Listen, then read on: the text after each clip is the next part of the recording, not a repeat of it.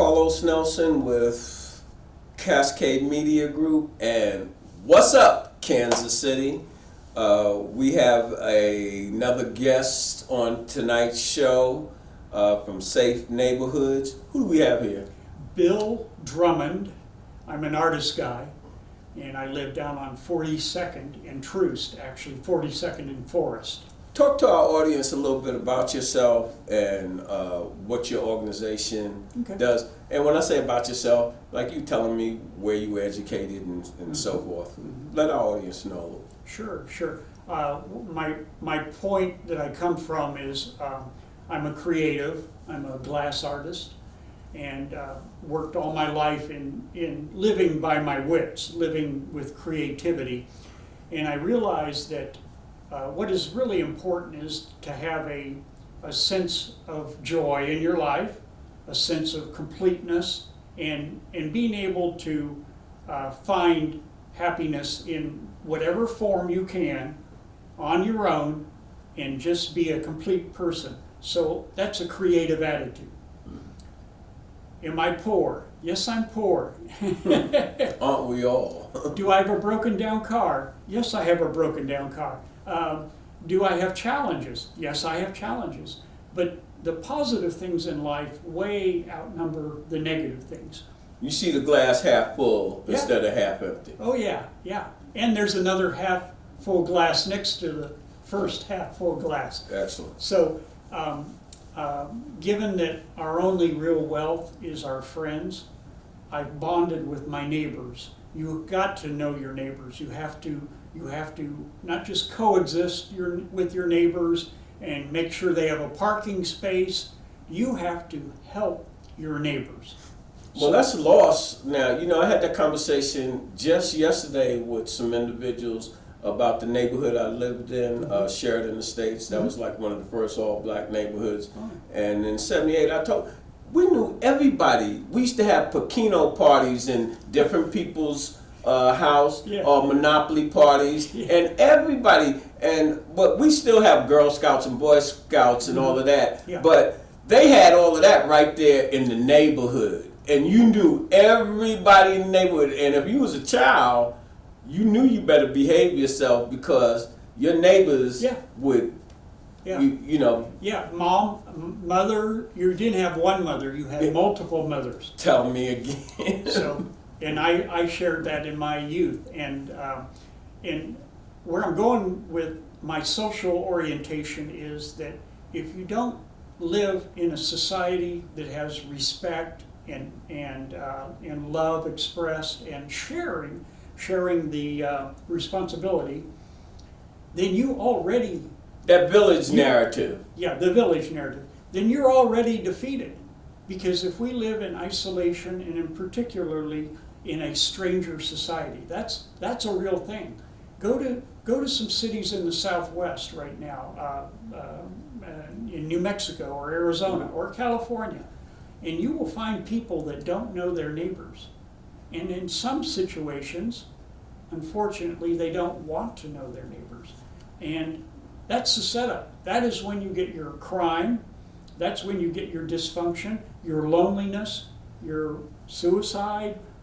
That all springs from not feeling like you're part of something bigger and better. Well, why do you think that happens? I think we had some discussion off camera. Oh yeah. What was the gentleman that just left? William. Yeah. He is well, at any rate, the point I was trying to you should make. strike that. The guy that was just here is Michael. I confuse him with so many other people. Michael is an entrepreneur, and Michael is a self-made man, and Michael is a hard-working son of a gun, and he's faith-based, and he sees a bigger picture than I do. I mean, I'm kind of expansionistic, but he's very expansionistic. Yeah, I liked him, and we touched on some of the ills of that isolation, whether it be intentional isolation as it relates to, I was saying about the African American community, and how when you don't know your community, and you can't communicate. Yes, sir.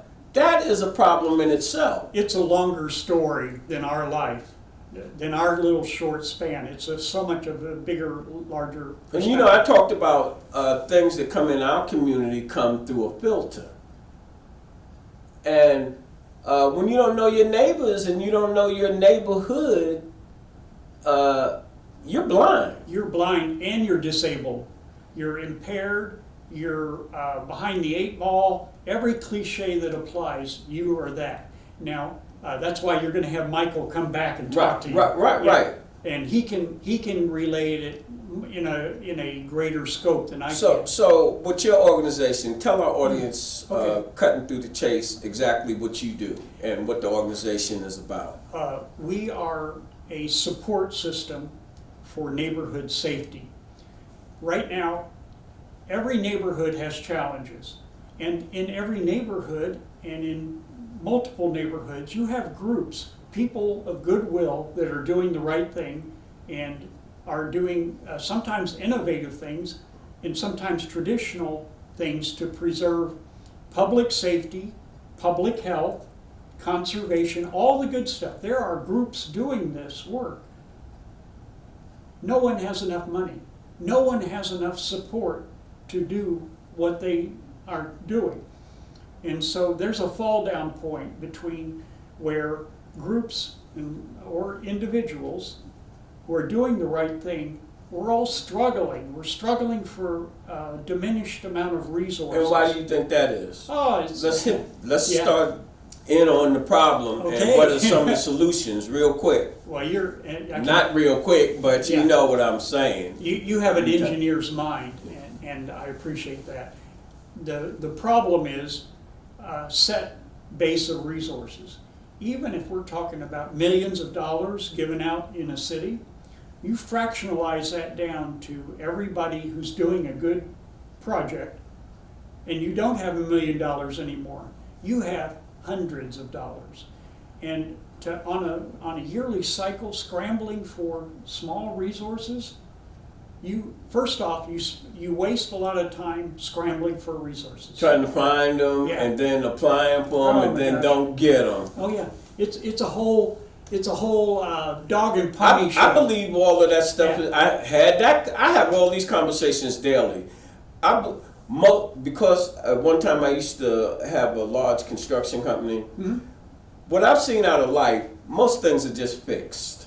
Yeah. And they say they're bidding this out, but how can they bid this out? The criteria is the lowest bid might not be the best bid. So all of that leaves a bunch of conjecture and what have you. I won the bid. No, you didn't. I didn't see you. You don't have the track record. You don't have this and that. And they already know who they want the contract to go to. Yeah. Now, first off, let's not be depressed. The fix is in. I like that. Yeah. But there's a way around. Right. There's a way around the it. fix. Yeah. There you go. And my buddy Michael and I met at a meeting, a safety meeting, one of the zillion safety meetings out there. We met at a meeting where it was evident that people had good ideas, programs were working, the right thing is there, but there's not enough resources. So I actually stood up and I said, which has been on my mind for a long time, that issues of safety, public safety, are an economic issue.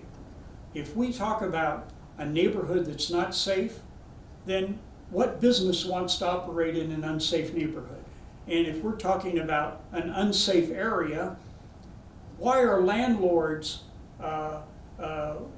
prospering in some neighborhoods but not in others? It's because it's safe or not safe. Well, you look at the Westport situation over the last 2 years with the gunplay and what have you, and now you have people not wanting to go to Westport. Yeah, no. And it's, okay, so it's killing businesses, it's making folks who might make a choice to be in a neighborhood that they would prefer to be in because they perceive it as not safe, they're not going to go there. So there's a way around this, and through...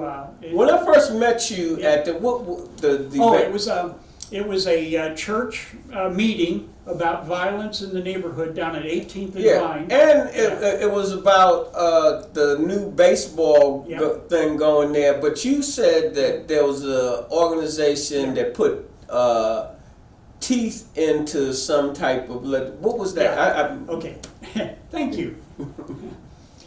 You can have a good idea, but if it's not enforceable, then you got just a good idea. There's nothing to it. And we have right now agreements. Right, that's what you were talking about. They're called community benefit agreements.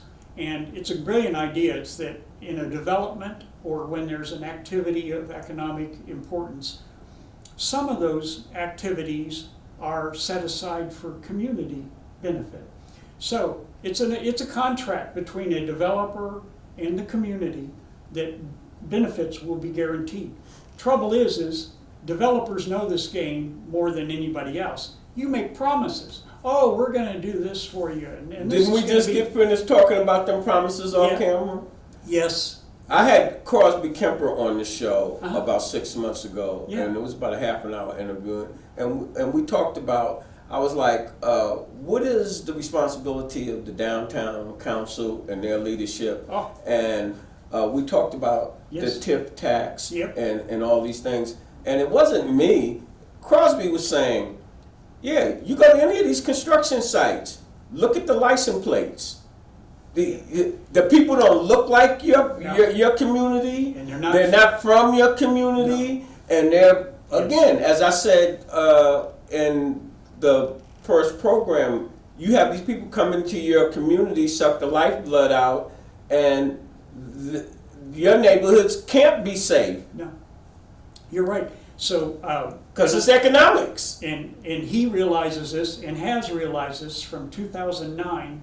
When a study was made of these development dysfunctions. And it pointed out that there was only one development that was successful in meeting both its own criteria, meeting its own metrics and giving back to community. And I know this sounds counterintuitive, but that one project out of the hundreds of incentivized projects was the Costco/Home Depot development over here on Linwood at Maine. Oh yeah, Jim Glover proposed that, and they said it would never, never, ever go, just like they did with Sprint Arena. Okay, gotta have an anchor tenant, but Kansas City, just in general, they're slow to adopt to new ways of doing things. Thank you.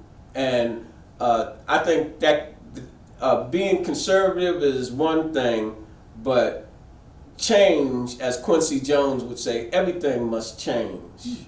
And my brother-in-law, bless his heart, deceased Leon Harden, when he was one of my mentors, he told me 30 years ago, he was vice president of Southwestern Bell, and you know they put a lot of money into training their people and what have you. He said, Carlos, the most difficult thing for a human being to do is change. Really? And then I recognized that, and then you go back to the light bulb. Oh, I don't want to use that. That'll burn my house down. I want to, or that will do this or that. The car. Oh, I'd rather have my horse and buggy. That newfangled, because we don't want to change. Now let's speed it up to right now. People our age, I don't want to use the smartphone. I don't know, because they don't want to change their habits. And that goes across the board. In what you said, there's 100 ways to skin that cat. There is. And I found one way to do the cat skinning, and it had to do with you join forces. You bring those that are doing the right thing together with you, and you build relationships. That's what my friend Michael is all about. But it's more that you understand that if you want a desired outcome, you incentivize the desired outcome. So what's the desired outcome for me right now in my life? It's not art. It's not some of the successes that are normal, like money or something like that. My desired outcome is I want to live in a neighborhood that is safe, where kids can run around and have a good time, where older folks feel comfortable in walking down their own street. Safety should rule, much like it did when we were kids. That's right. We talked about this. So how do you do that? Why not ask the businesses, the people who are making money in your neighborhood, to pitch in a small amount, an increment, a benefit to their own community, to make the community safe, to do community policing, to find ways to create economic security. For instance, why not a business paying a little bit of money every year to pay young people in their neighborhood to mow the vacant lots, to clean up? I guarantee you do something for a young person that gives them a few dollars in their pocket, they're going to get community minded really quick. Right. Yeah. Well, like I explained to you, that Cascade, we want to get 200,000 African American. I try to talk to different people, but you got to do it how they've got the system. Yes. You've got to advertise. You've got to put that word out, because that's how they have it set up, and that takes money. Yeah. They have it set up where how we follow instructions is we look at the ad, we look at the cable, we look at the print. Oh, I'm sure, but you might not be, the Popeye's chicken thing. I only know a little bit. Yeah, but all these people rush because the word of mouth on a chicken sandwich. Yeah. They're not going to rush on some economics or something that's healthy or what have you. But the people that understand media, like our glorious president, DJ Trump, I'm saying they know how to manipulate human behavior to a degree. It's my formula. It's my social entrepreneurial formula. The less that something is worthy, and the less that it has actual impact and results, and the less that it is of consequence, the more important it is for a person. Now, so how does that play out? Do you want to get a bunch of people to a meeting? Do you want to talk about something important and create change and have a point of an action point like we had talked about? Don't have a meeting on that. If you want to get a bunch of people together in one place and have a result come out of it, make it a party, make it a dress-up party for hamsters, and you're going to have a race with hamsters after they've been dressed up. You make it as inconsequential and worthless and as silly as possible, and you will get 1,000 people crowding into your room. If you want to talk about climate change and social importance and our responsibility and action plan, you'll get maybe 5 or 10 people. So you work with social force and you work with what is, and then you will get a desired result. So what would you want our audience to know before we close? Yes. Specifically about your organization? Yes. And how they can help you or get involved into the struggle? Gosh, thank you for that opportunity. Neighborhood safety begins with knowing your neighbors. You should know 5 neighbors. You should have a relationship with your neighbors. Businesses in a neighborhood, particularly the businesses around the perimeter of your neighborhood and the businesses that are functioning to make money in your neighborhood, and I'm talking apartment owners, developers, those that are making money off of our neighborhoods. You know what I said? Draining, they suck the marrow out of our neighborhoods. They do. And go to their neighborhoods. But listen, those same people want to be successful.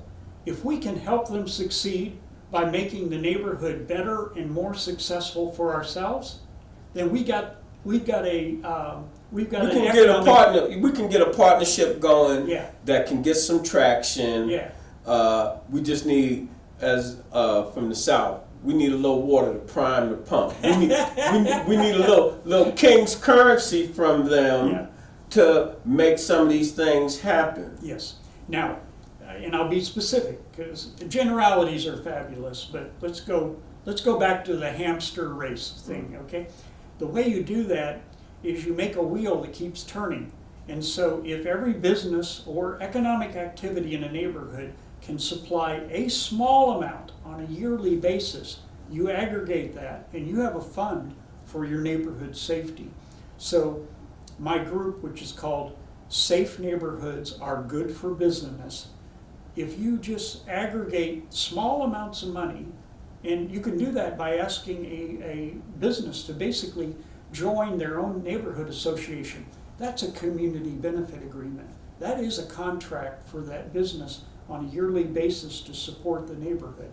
You aggregate that money, you employ young people to help in their neighborhood, you develop a neighborhood block watch that works, not the old block watch, but a good one. And you might do some innovative technical things. I'm big on ShotSpotter, which listens to when gunfire happens. That is a terribly important thing.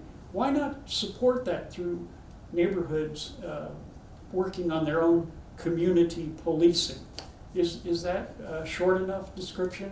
Yeah, well, tell them how they can contact you Okay. and how they can get involved. Do you have a website? Nope. We're in the beginning of everything, but I can tell you that we've gone far even in the beginning. If somebody wants to call me or talk to me, my number 816-588-0318. That's Bill Drummond. And the name is Safe Neighborhoods Are Good for Business. We will have a presence. Do you have a Facebook page? No, Yeah. nothing, zero. Tell me, well, what organizations are you working with? Everyone, Name some of them. They need to know. Concerned Clergy, All right. they're awesome. The Urban That's- Summit, That's Tyndall. That's Brooks. yep. All Yeah. right. The Kansas City, it's called Violence Free KC. That's through the health department of our own city. All right. And that is a group of groups. UMKC, All right. School of Yeah, Criminology. that you're not just walking around here by yourself. No. That you've been in this struggle for a minute. I've been, yeah, many minutes. Groups that I find particularly effective, ad hoc. Ad hoc is a good group.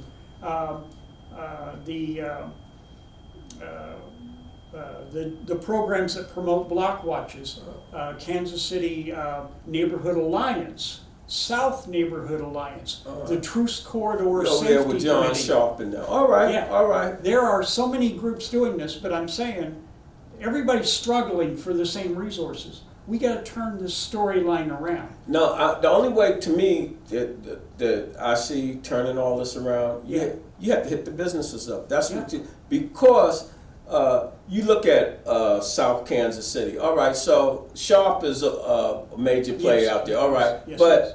Sharp was a councilman for about 30 freaking years. Yes. He knows where all the resources are. That's what I'm saying. The fix is in. That new groups and things, Yeah. they cannot get the funding or any. They're in the dark. You become part of the fix. Right. That's the path to success. Is you change the dynamic from those that used to. You remember the cliche, the back room deal. Okay, the back room is now our room. Let's just make our room The back room. The back room. Yeah. Is that helping? Yeah. Well, as in closing, as we always say, when you invest in your community, you're really just investing in yourself. Good night, KC.